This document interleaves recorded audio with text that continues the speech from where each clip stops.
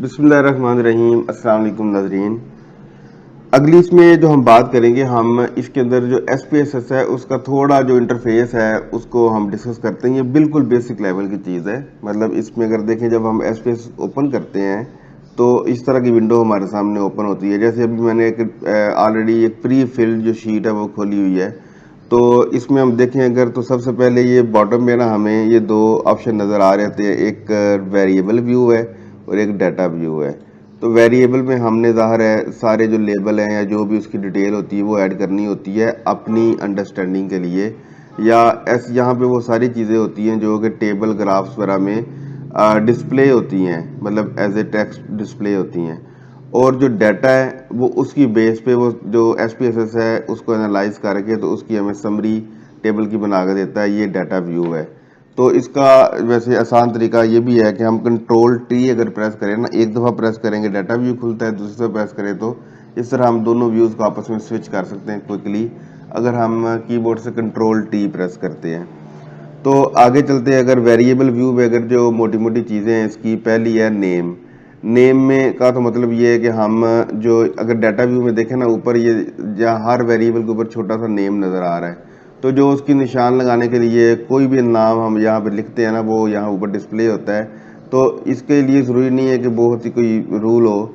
अगर हमने for example यहाँ पे जो चीज़ें लिखी हुई हैं उसको एब्रीवेट करके हम इधर लिख सकते हैं, या अपनी आसानी के लिए कुछ भी लिख सकते हैं ताकि हमें याद हो कि इस कॉलम के अंदर हमने कौन सा डाटा एंटर कर रहे हैं और गलती का चांस ना हो। अगला इसका कॉलम है, उसमें है टाइप। तो देखें, जो SPSS में जब हम बात करेंगे ना, तो मैं सिंपल वर्ड में अगर आप कहूँ ना, तो डाटा जो है ना जिसके अंदर, या जो टाइप है उसकी, वो सिर्फ एक ही है। वो नंबर्स होने चाहिए, ज़ाहिर है वो किसी भी तरह के नंबर हो सकते हैं। अगर उसको बहुत ही डिवाइड करना हो तो हम उसको दो में डिवाइड कर सकते हैं। एक होते हैं जिसके आगे कैटेगरीज होती हैं, वो कैटेगोरिकल वेरिएबल हो जाता है या कैटेगोरिकल डाटा। जैसे यहाँ पे हम देख रहे हैं डायबिटीज़ है और इसके आगे येस नो लिखा हुआ है, तो ये कैटेगरी बन गई। या ट्रीटमेंट ग्रुप है तो इसके आगे कंट्रोल और ट्रीटमेंट लिखा हुआ है, तो ये कैटेगरी बन गई। इसको कैसे बनाते हैं, मतलब वो हम अभी बाद में बात करते हैं। जैसे इसके आगे कोई कैटेगरी नहीं है, नन लिखा हुआ है, तो ये कंटिन्यूस है, या मतलब ये आप कह रहे हैं कि कंटिन्यूस और डाटा की टाइप है, कंटिन्यूस वेरिएबल है। उसके अलावा बाकी जो जितने भी उसकी जो टाइप्स हैं डाटा की, इस पर क्लिक करें अगर, तो जितनी भी टाइप्स हैं वो मैटर नहीं करती। हमने जो SPSS ने जो रिकग्नाइज करनी है चीज़, वो सिंपल सिंपल जो है ना नंबर्स हैं। क्योंकि मेरा इसमें मकसद यही है कि मैं इसको एज सिंपल एज पॉसिबल बना के बताऊं कि जिसके अंदर कोई ऐसी टेक्निकल डिटेल कंप्रोमाइज़ किए बगैर। तो ये सारी चीज़ें मैं इसको सिंपल करने के लिए आपको ये बताऊं कि अगर तो हमारा डाटा ज़ाहिर है नंबर्स ही होंगे वो, तो वो हमने सिर्फ यहाँ पे एक ही टाइप रखेंगे, न्यूमेरिक, सिवाय सिर्फ एक एक मौके के। जैसे यहाँ पे पेशेंट आईडी लिखा हुआ है, तो पेशेंट आईडी अगर तो हमने खुद जनरेट किया 1 2 3 के हिसाब से जैसे यहाँ लिखा हुआ है, तो फिर अगेन यहाँ न्यूमेरिक चल जाएगा। लेकिन अगर हमने पेशेंट का नाम लिखने हैं, उसका लंबा लंबा जो MR नंबर होता है वो लिखना है, तो फिर यहाँ पे क्लिक करके ना उसको हम बना लेते हैं स्ट्रिंग। स्ट्रिंग के जैसे अभी ये दो यहाँ पे लिखा है ना, तो हम उस पर लिख लेते हैं 100। तो 100 लिखने से ये होगा कि यहाँ पे जितने लफ्ज़ लिखे जा सकते हैं ना, वो 100 तक करेक्टर लिखे जा सकते हैं। फॉर एग्जांपल अगर मैं लिखूँ for example doctor Bilal Umar, इसमें स्पेसिस भी आ जाएंगी, इसमें सारा कुछ आ जाएगा क्योंकि अब ये स्ट्रिंग बन गई है। तो ये सारी जो ना वो जो चीज़ें हैं ना, मतलब यहाँ पे जो हमने आईडी लगाना है तो वो यहाँ पे हम लगा सकते हैं। खैर, तो उसके अलावा बाकी जितनी भी टाइप्स इसकी वो न्यूमेरिक की होंगी। तो हम आगे चलते हैं। आगे है विड्थ। अच्छा, उसके बाद अगला जो कॉलम है वो है डेसिमल का। डेसिमल का मतलब ये है कि जो नंबर लिखा होता है, हमने यहाँ पे जो नंबर लिखे जैसे 67 लिखा हुआ है, तो इसके बाद कितने, और मतलब डेसिमल इशारी के बाद कितने वर्ड और लिखे जा सकते हैं, तो उतने हमने यहाँ मेंशन करने होते हैं। तो as a rule of thumb अगर आप कहें ना, तो कैटेगोरिकल जो वेरिएबल होता है ना, उसको तो हम सीधा सीधा ज़ीरो रखते हैं। ज़ीरो ज़ाहिर कैटेगरीज बन गई, कैटेगरीज के अंदर डेसिमल नहीं होते, इशारिया नहीं होता। मतलब ये नहीं कह सकते हम कि 1.19 या जो भी है, या मेल जो है ना वो मेल फीमेल कैटेगरी, उसमें डेसिमल नहीं होगा, तो उसमें तो हम इसको ज़ीरो कर देंगे। जो कंटिन्यूस होगा उसको हम बेहतर है कि हम 2 तक रख लें, 2 तक डेसिमल जो है ना वो 2 तक हम जो है ना वो रख लें इसको।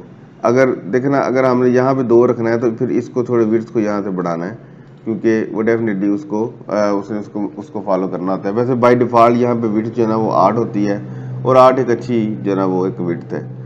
अच्छा, उसके बाद अगला जो ये वाला कॉलम है ये इंपॉर्टेंट है। इंपॉर्टेंट इसलिए ये है कि इसके अंदर ना जो लेबल हम लिखते हैं ना, जो लेबल हम यहाँ पे लिखते हैं वही टेबल के सिरों पे आता है। मतलब टेबल का जो टॉप बनती है ना, टेबल का जो हेडिंग बनती है टेबल की या फिगर की, तो जो कुछ लेबल के अंदर लिखा होता है ना वो वहाँ आता है, नेम वाला नहीं आता। नेम वाला भी कहीं कहीं ना कहीं मेंशन होता है, लेकिन जो टेबल और ग्राफ के ऊपर नज़र आता है ना जो, वो है लेबल।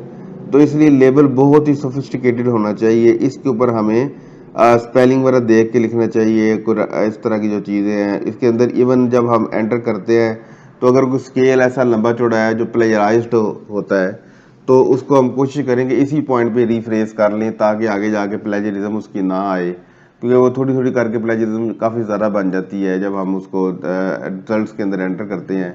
तो बहरहाल लेबल एक कंसिडरेबल चीज़ है। अगली चीज़ है वैल्यूज़। तो वैल्यूज में ये होता है कि हमने खुद से असाइन करनी होती है। अगर कैटेगरीज है ना, यहाँ पे हमने खुद डिसाइड करना होता है कि वैल्यू हमने क्या रखनी है। मतलब अगर हम यहाँ पे 0 नो है तो 0 1 यस भी हो सकता है, और जो यस है वो 0 भी हो सकता है। या इवन हम ये भी कर सकते हैं कि जो 0 है हम उसको 3 कर दें, और जो यस है उसको हम जो है ना वो 5 कर दें।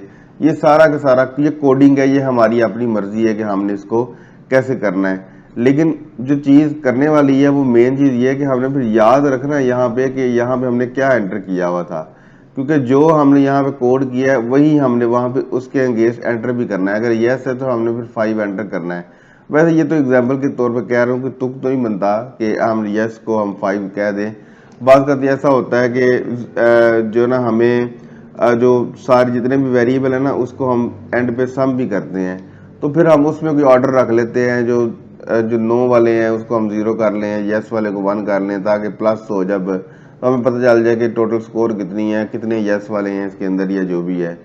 तो इसके अंदर बहरहाल हमें जो खुद से कोड करना होता है, जो हम कोड करेंगे वही जो ना हमने वहाँ पे आगे जो डाटा व्यू में जाके एंटर भी करना होता है, जैसे यहाँ पे। तो इस तरह जो ना वो सारी चीज़ें।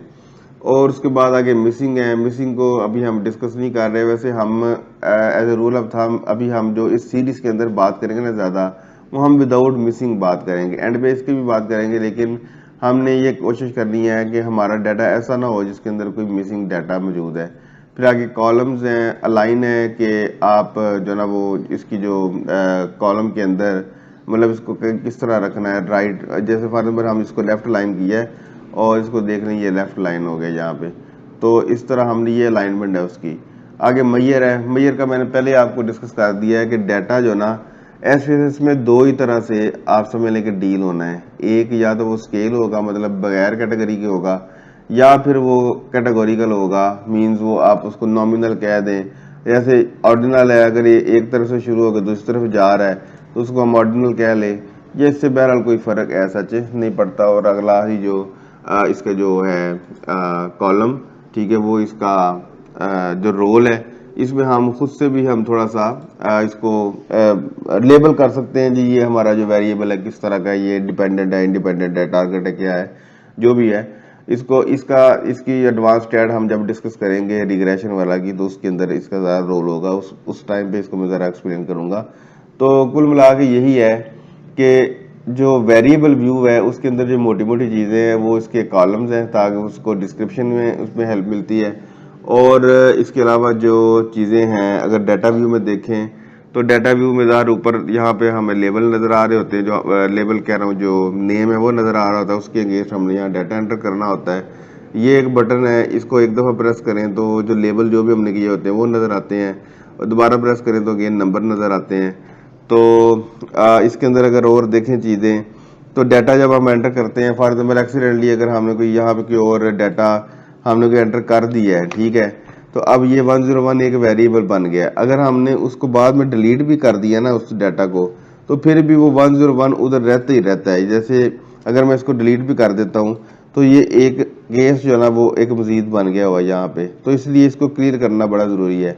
हाँ, इसके अंदर बहुत इंपॉर्टेंट जो चीज़ मैं मिस कर गया वो ये है कि यहाँ पे डाटा व्यू में अगर देखें ना, अगर तो वेरिएबल में 1 2 3 ये सारे वेरिएबल के नंबर हैं, और यहाँ पे 1 2 3 ये केसेस के नंबर हैं, मतलब यहाँ पे ये इतने पेशेंट्स हैं, ये इतने पार्टिसिपेंट्स हैं। तो इसलिए एक जो पार्टिसिपेंट है ना उसके सारा डाटा इस तरफ चलता है, और उसके बाद अगला पार्टिसिपेंट इधर से शुरू होगा। मतलब एक पार्टिसिपेंट है, उसका आईडी अगर ये है या नेम उसका, उसके बाद उसका ग्रुप ये है, उसकी जेंडर ये है, उसका एज ये है, सारी उसकी चीज़ें उसके मतलब जितनी भी चीज़ें उसी रो में फिल होंगी, और उसके बाद अगले पार्टिसिपेंट की शुरू होंगी। तो हर पार्टिसिपेंट का डाटा ऐसे रो में चलता है, ठीक है। और इसी तरह से एंड तक जो है, अगर ये वाला जैसे मैं बता रहा था कि एक्सीडेंटली ये हम कोई डाटा एंटर कर बैठे हैं या पहले एंटर किया और बाद में डिलीट कर दें, तो ये वेरिएबल वहाँ मौजूद रहता है। तो इसके लिए ज़रूरी कि इसके ऊपर क्लिक करके राइट क्लिक करके इसको क्लियर करें।